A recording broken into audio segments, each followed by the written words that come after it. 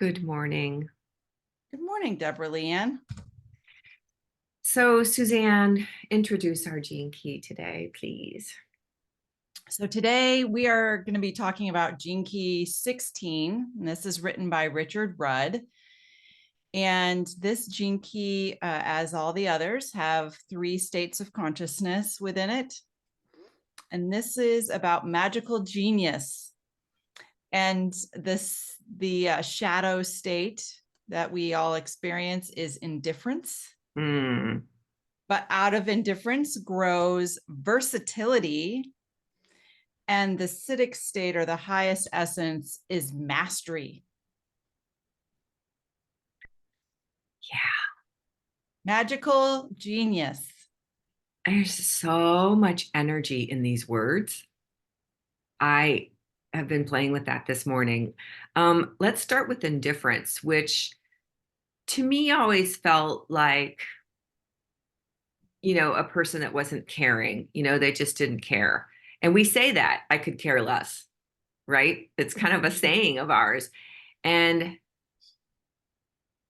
and actually we do care less than we probably need to be. So ho- indifference to me feels like being numb, like shut off, Yeah. uh standing outside of, observing, and it doesn't feel very alive. I don't know, what about you? I mean, if you're in that space where you're feeling the indifference, what does it how does it take shape in your body? Yeah. It feels, well, it's kind of interesting because it's partnered with the 6th gene key, I think, the 9th gene key, which is all about inertia. So it just feels like Like no there's energy, like some, it's very much a cut off. Like, this is my thing. I go to, I'm all alone in this. oh, Because nobody else can be feeling this. well, I think with indifference, we just put our blinders on and we just feel like life is all about us, right? So we're not seeing the whole big picture. We don't recognize how our gifts affect everything else. It takes a lot of place in the And our shadows affect everything else. It's right. not And just our so gifts, we're affecting everything all the time. right. And so like indifference feels it's the dense part, it's the mental gyration part, it's where we develop our skills.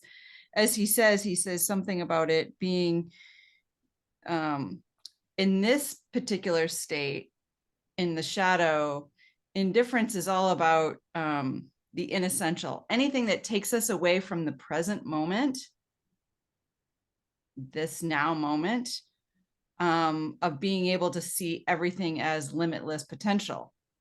So the distraction or distractibility, Mm-hmm. well, which is another coping mechanism, right? I don't want to feel what's Right. really going on. So let me just stay in staying busy, or like we just had that last the presence one. What was the shadow? Um oh shoot. Uh Gene Key 20 present. What was the shadow of that we just talked about the other day?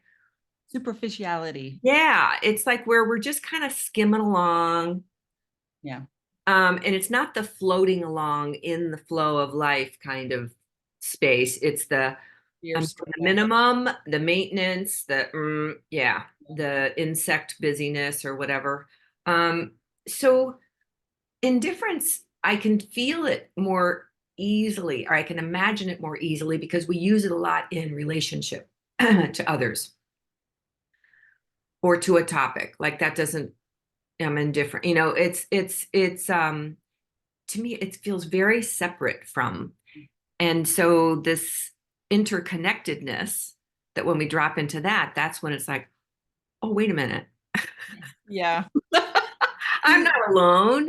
So Richard quotes this Holocaust survivor, Ellie Wiesel, and she says, the opposite of love is not hate, it is indifference. Yeah.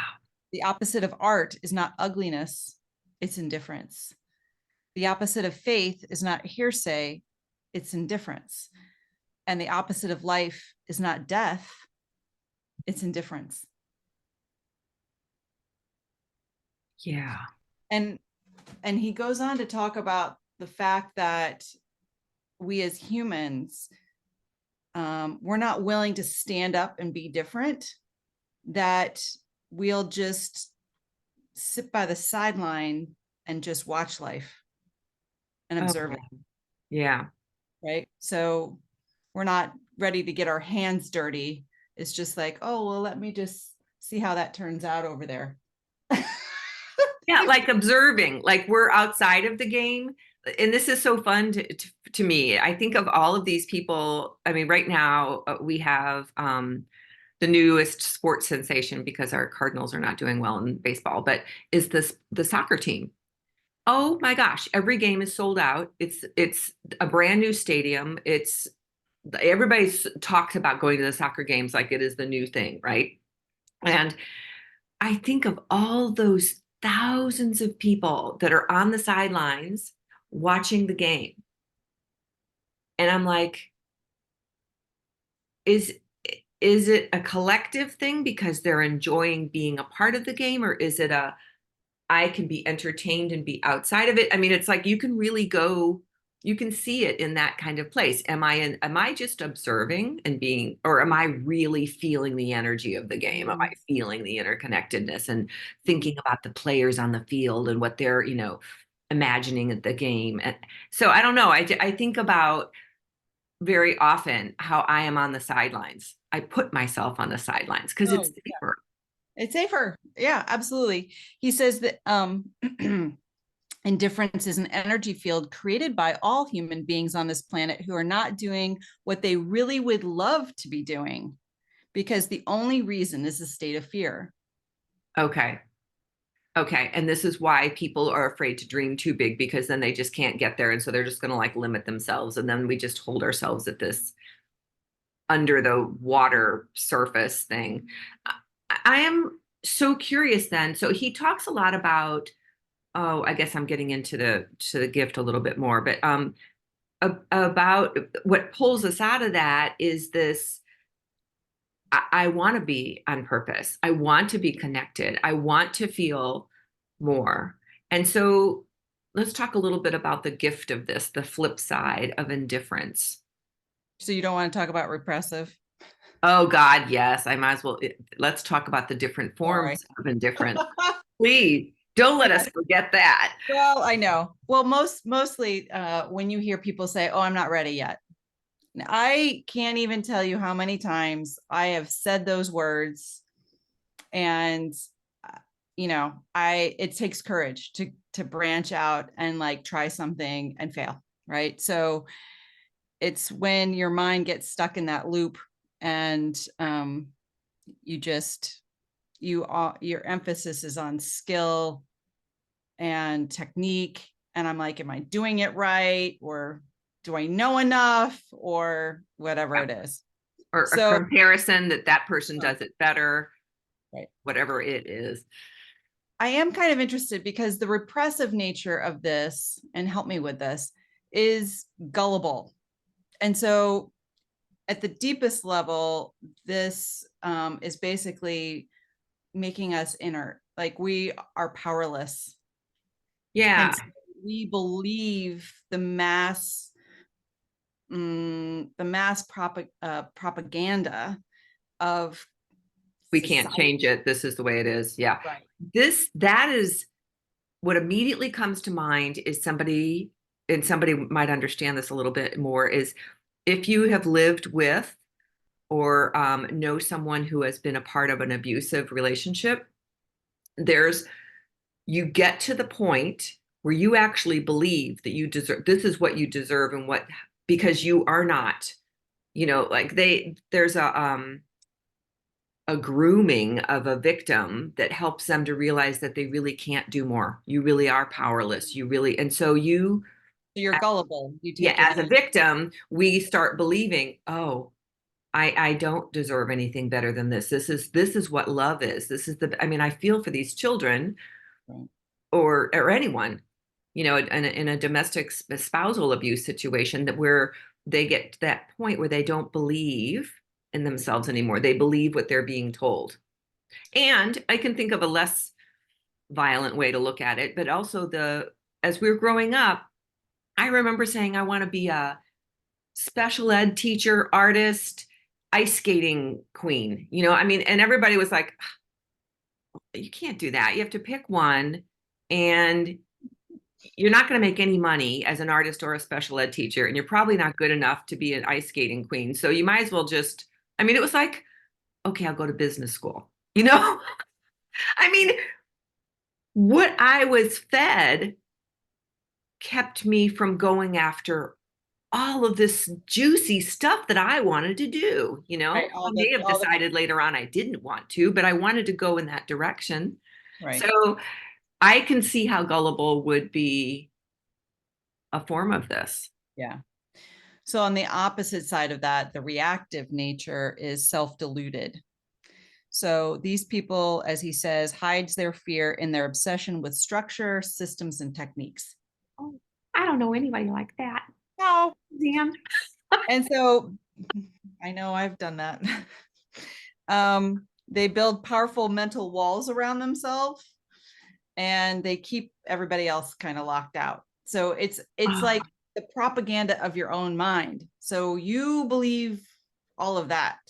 It's still gullibility because you're believing your egoic structure, which Exactly. I had a big conversation about that last night with my partner, because I was like, and my ego is like wanting to keep me small and not wanting. So, and John was just watching me, but I had this epiphany about something, and I was trying to explain about why I wanted to be this, but this part of me wanted to like hold me back. And it's true, because the ego has to die then for Yeah. us to go after who we And it really are. fights. That's an ugly thing. It's just ugly. But what I do love when we finally do branch out of that mental construct, you recognize versatility. Like you are a whole person. So Richard equates it to looking at your spiritual quotient, your emotional quotient, and your Your mental. intellect. Mm-hmm. So we're that. We're not just mental. We're all of it. So that's kind of like when I think of it, I saw like a superhero when I looked at the spiritual, the emotional, and the intelligent, and like it beaming from our solar plexus. Yeah. Like And because he said it emanates from us once we get to that space of, oh, wait a minute, I am much more. It's like me coming up with those old stories aren't true. right. I have a purpose. I am this purpose. I'm living in and it was like, and I could hear the one voice getting quieter as the one voice got louder. And I thought, whoa, there's a lot going on inside our systems.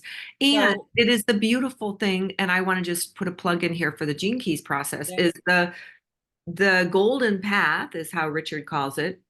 And it's what Susanne and I are guides in, is the whole process of this work of discovering and deepening into the purpose of why we're here. And then going through the partnership, the heart center relationship part. And you can see how we go through like the mind, the body, and into the pearl. So prosperity. So it is the purpose, partnership, prosperity. And this key is in the ring, the codon ring of prosperity, is it not? Yeah, I do believe so. Which is funny because, of course, I've Yes. been so preaching. I hate to be like that, but I am sometimes, about how important it is for us to be on purpose, to be Yeah. living from our gifts. And when we don't, how we literally create dis-ease in our system. And it's not a beautiful existence. We can probably be living a lot with indifference, because living on purpose, you have no choice but to stretch into that versatility space. What And else? this Yeah, go ahead. And this is the, as you mentioned, the ring of prosperity. It's this key and the 45th key, which is one of the pillars of the school of light, And that is, moving from dominance to synergy through with communion. oh my goodness, So of course. once we're, and think about the energy efficiency as we understand our versatility, and then it goes from versatility to mastery, our own mastery. And then we know where we fit in the puzzle and who to partner with in the puzzle. And that's where the prosperity comes in. That's where we move into the unity field where Exactly. we are being our emanating our purpose and love in the world in connection, With others. creating that synergy, that synarchy with the others when they are stepping into their fullness, wholeness. And when you, I love that he uses Leonardo da Vinci as a great example of versatility, because he wasn't just a scientist, and he wasn't just an artist. He blended all of it. And so that's really about what we get to play with in this lifetime is the whole totality of it, and not just one avenue, right? I So love that. I do. I'm so really he could be a you know an inventor and an artist, just like you could be an ice skater and an artist, you know. and teach special ed on the side. So, Right. I mean, why not? So I just laughed because I pretty much, when I graduated from high school, I didn't do any more art. It was like I would not pay for a college class that had anything to do with art because I thought that was foo-foo. And now I'm like, you know, We're embracing it. We are retraining ourselves to know that we can do whatever we want. That's the beauty of looking at all the potential, because that's our creative genius. When we allow ourselves, even on the page or making things, um, that's where solutions come up. I call them solutions. absolutely. Because Where where inspiration has room to drop in. When we're so busy and our mind is churning with all this junk, well, it's not all junk. I love my brain. It's got an amazing brain. But there's very often so much moving around in there that I don't have the space, which is why space, physical, energetic, emotional, is so important to me because I'm like, oh, there I am. well, that's what we're talking about. Like if we look at the shadow, we're talking about focusing on the inessential. So it bounces us back to, Oh, the okay, distractibility. it bounces us back right to the importance, because versatility in and of itself is highly efficient. And so it's that energy efficiency of consciousness.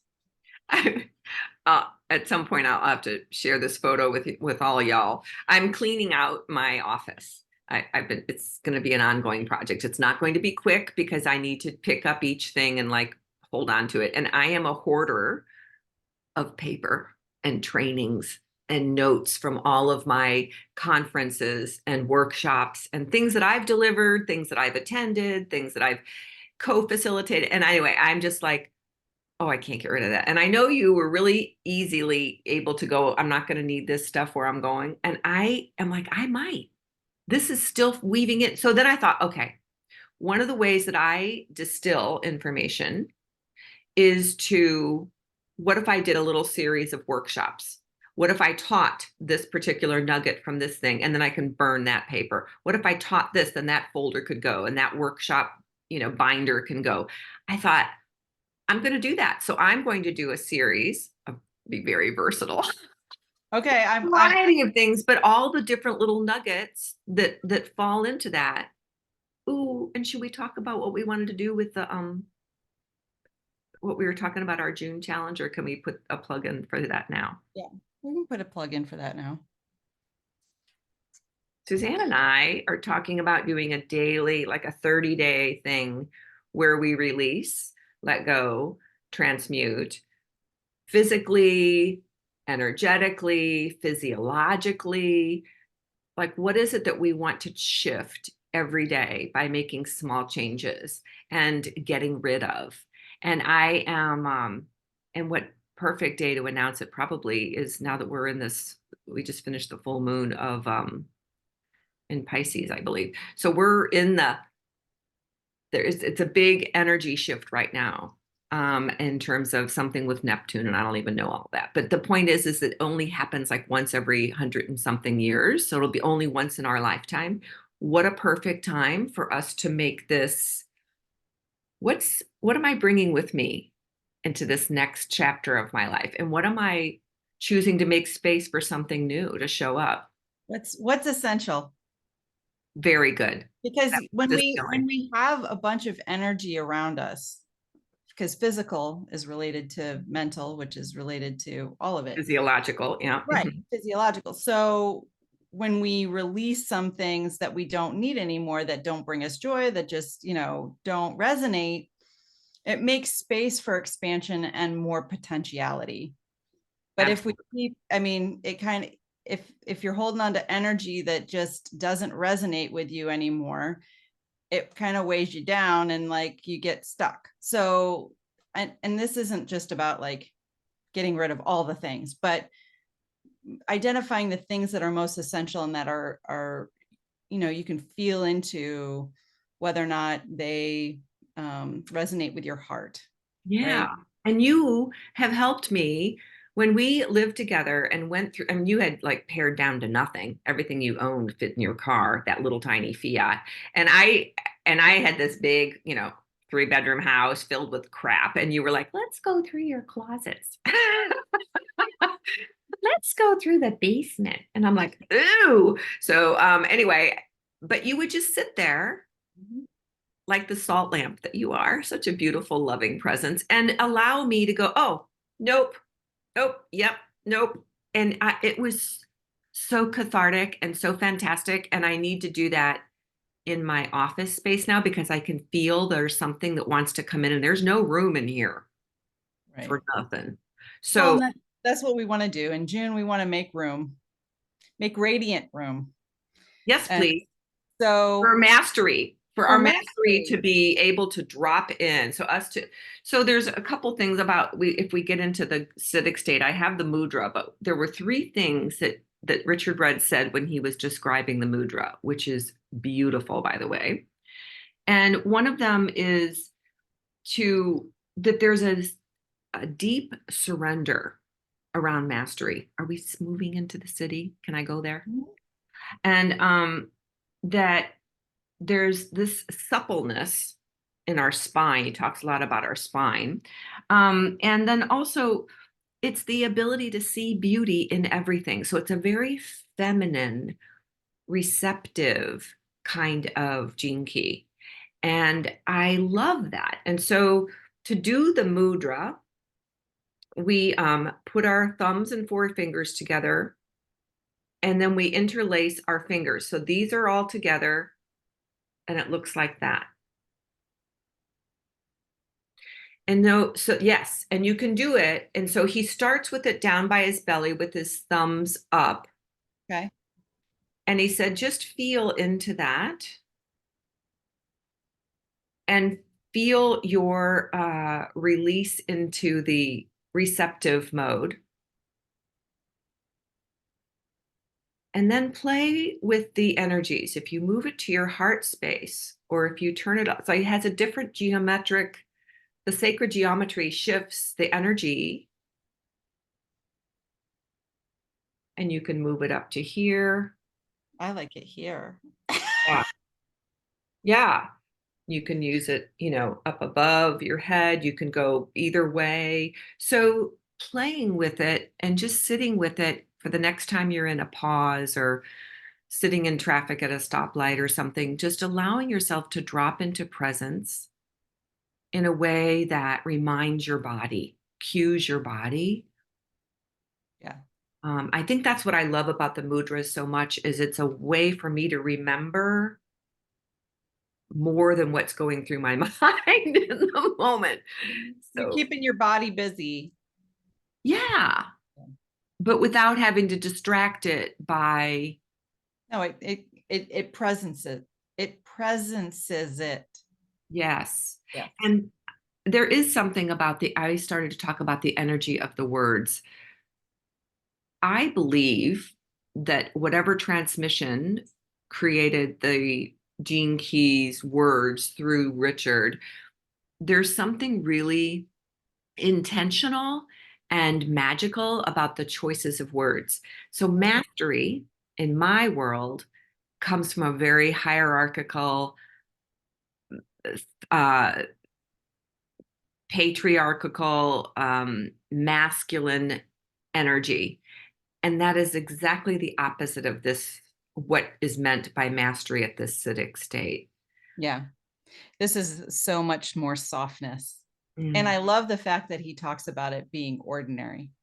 You'll find all kinds of masters who are walk amongst us who live very ordinary lives, but they've really learned the art of living well. I love And that. The and art that of is like well. that's just juicy to me. Like there's no push, there's no pull. They just take every moment and just drop in and live it to the utmost. Yeah, they live on purpose. They live in partnership with love and light and life.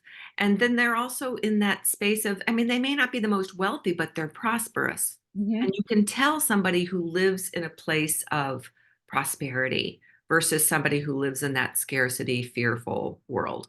Yeah. And I love, I'm like, oh, can I do a course on the art of living well?